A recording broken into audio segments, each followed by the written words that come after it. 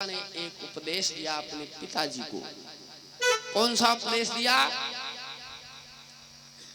अरे भैया का लिखो बाबुल चंदन चौपरिया, तो हम का लिखो है विदेश।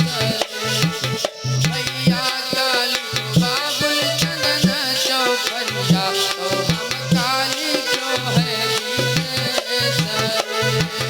भैया का लिखो बाबुल चंदन चौपरिया, हम का लिखो है परदेश हो। भैया सोच रही है, सीता कह रही है पिताजी, मैया की कठिया माती जाना जन में एक बहिन एक भाई रे। मैया की कोकिया मातु जान धन एका बहिन एक भाई हो। भैया का लिखो बाबुल चंदन चौपरिया, तो हम का लिखो है विदेश।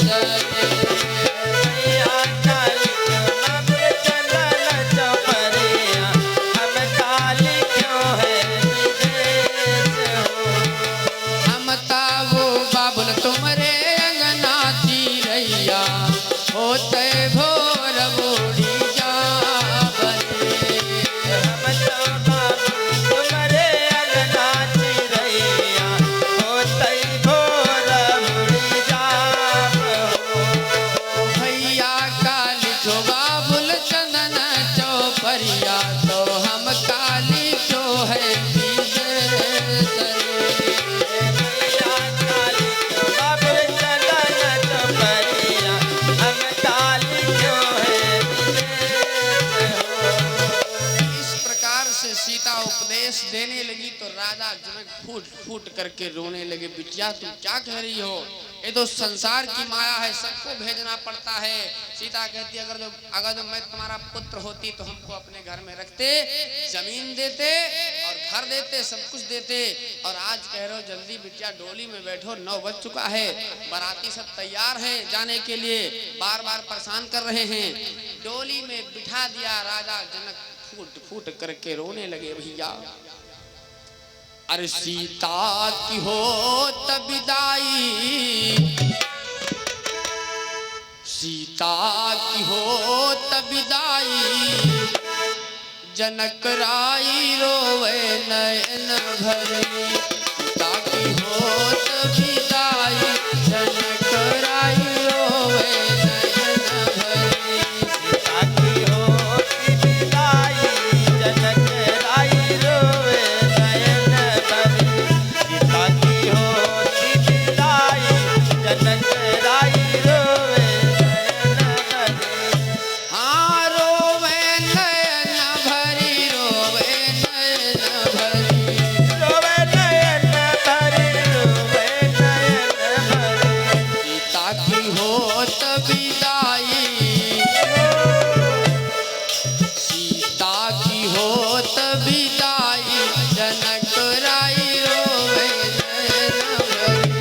सीता की होती विदाई, जनक राई रोवे नयन भरे। सीता की होती विदाई, जनक राई रोवे नयन भरे।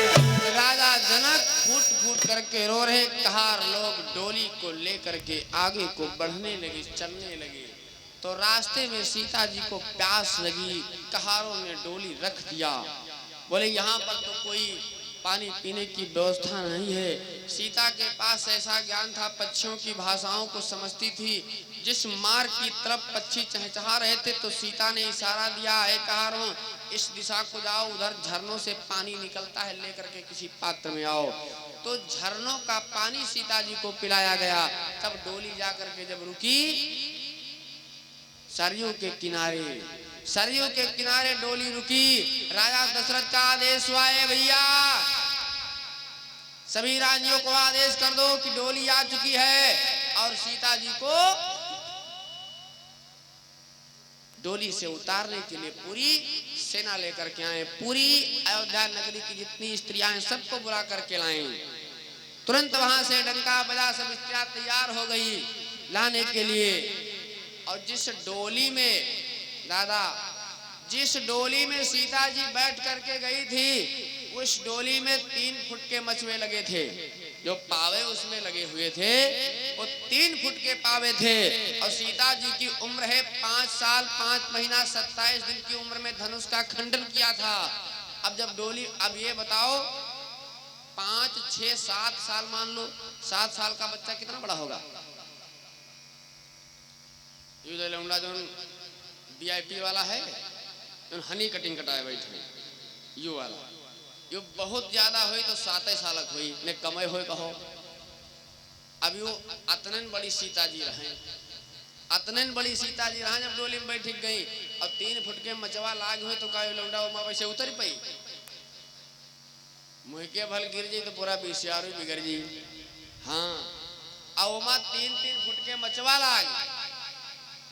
और जब कौशल्या ने और सुमित्रा कैकेयी जितनी स्त्रियां बुलाने के लिए डोली से उतारने के लिए आई, उन्होंने देखा, हाय राम, राजा दशरथ को डांटने लगी, ए प्रभु, ए स्वामी, अरे तुम बिहाव करेगे रहो, यू का कह के लाए हो? का तुम्हारे आँखी नहीं रहे या बहुरिया ही? डोली के बाहर उतारने के लिए अब कौशल्या जी सोच रही हैं कि हमको पकड़ना ना पड़े, डोली से उतर के सीता जी बाहर आ जाएं। और सीता जी सोच रही हैं 3 फुट के मचवा लाग हैं, जो कहो गिर गए तो मामला गड़बड़ाए जी। अब सीता जी डोली के बाहर उतर रही हैं, लक्ष्मण खड़े हैं, ए भैया, अब मान लो अपने घर में हो, अपनी अयोध्या में यहाँ हो, अब यहाँ पर तुमका कुछ कार्यक्रम दिखावक चाहिए तो तुम दिखा नहीं रहे हो, और ससुराल में तुम सीता जी इशारा के ना कि तुम मुड़ काटे धरे देते रहो, मुड़ झुकाए धरे देते रहो। और यहाँ तो अपन घर हुआ है, चाहे मुड़ काट डरो, चाहे ग्वाड़ काट डरो, चाहे कन्या ले, चाहे जो कुछ करो, ये तो अपन घर हुआ दादा। तब लक्ष्मण का बोले, अरे गोदिया अब सीता जी का कनियम लेके नीचे उतारो, गोदिया माँ भाभी कलई लो भैया, गोदिया माँ भाभी कलई लो भैया, गोदिया माँ भाभी कलई लो भैया, गोदिया माँ भाभी कलई लो भैया। अब वहाँ तो जयमाल हुआ था, अब गोदी में लेकर के उतार दो डोली के बाहर। किसी कारण बस कौशल्या जी को नहीं सबर हुई, कौशल्या जी ने गोदी में ले लिया। बहुरिया, ए भैया, बहुरिया के यहाँ कन्या ले लिहिन और कांधे लगा लिहिन। 5 साल के बहुरिया कांधे लगा लिहिन और कांधे लगा दी, हाँ चल पड़ी। और रसोई कच्छम, क्योंकि जनकपुर की और अयोध्या की इतनी दूरी है कि रास्ते में भूख प्यास सब लगी, रास्ते में केवल झरनों से पानी तो पिया और तो कुछ खाया नहीं, और कुछ नहीं खाया। अब कौशल्या जी सोच रही है भोजन तैयार है, भोजन तैयार है, अब सीता जी को डोली से उतार करके और रसोई कक्ष को ले जाया जाए।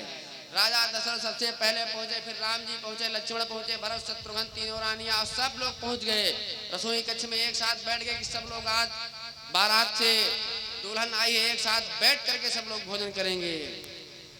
अब सीता जो जिस मसहरी पर सीता जी को बिठाया गया था उसमें भी मचबे ऊंचे लगे। अब फिर प्रक्रिया वही प्रक्रिया, आदेश किया गया लेकिन सीता उतर के नहीं आई। अब कौशल्या जी सोच रही हैं कि अगर जो बिहाव करके लाए हैं, इतनी बड़ी बहुरिया लाए हैं, तो हो सके तो अगर जो मोहरे में निकले लागे तो मोहरे हम लड़ जाए।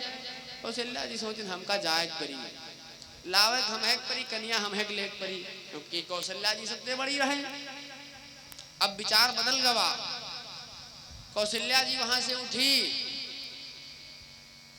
बाबा जी मानस के अंदर क्या दे रही चौपाई, जो पलंग पड़ा हुआ है उस पलंग पर सीता जी बैठी हैं।